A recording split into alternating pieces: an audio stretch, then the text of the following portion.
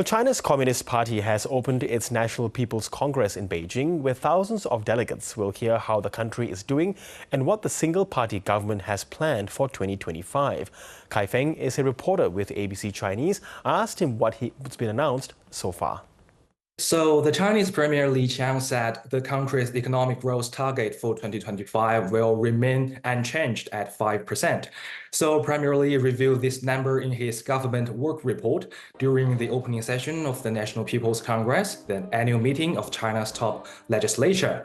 And Li Qiang said China's GDP grew by 5% in 2024, and disposable income per capita grew by 5.1% in real terms, and the production of EVs exceeded 13 million units. So in order to stabilize growth, Li Qiang announced the government plans to boost domestic demand and enhance fiscal support. This includes issuing 1.3 trillion yuan, which is $286 billion, in ultra-long special treasury bonds. 300 billion yuan or $66 billion of these special bonds will fund the consumer subsidies for electric vehicles, electronic devices, appliances, and other goods, and primarily highlighted that household spending constitutes less than 40% of China's annual economic output, which is about 20% lower than the global average. So he pledged to address this imbalance by implementing fiscal reforms to improve local government revenues. And now with the looming trade war with the United States and the tariffs announced by Donald Trump, so Li has said China is facing changes unseen in a century. And he said an increasingly complex and severe external environment may exert greater impact on China in areas such as trade, science, and technology.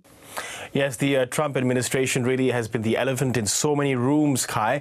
But what else stood out to you in this meeting in Beijing?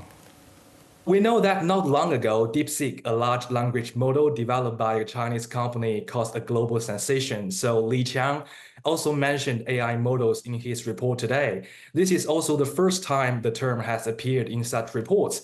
Li Qiang noted that China will continue to support the development of AI technology and vigorously develop new generation devices such as next generation EVs, AI mobile phones and computers, and smart robots. China will also expand the application of 5G network technology and accelerate innovation in the internet industry.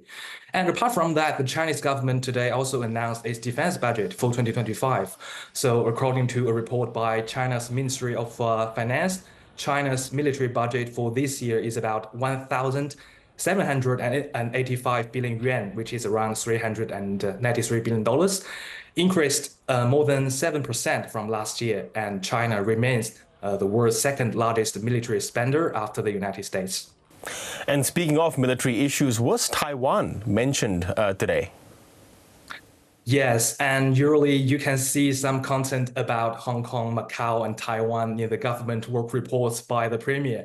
And this year's content on Taiwan is not much different from previous years. And Li Qiang said that China will stick to their policy on Taiwan, uphold the One China principle, oppose Taiwan's independence, and reject influence by outside forces.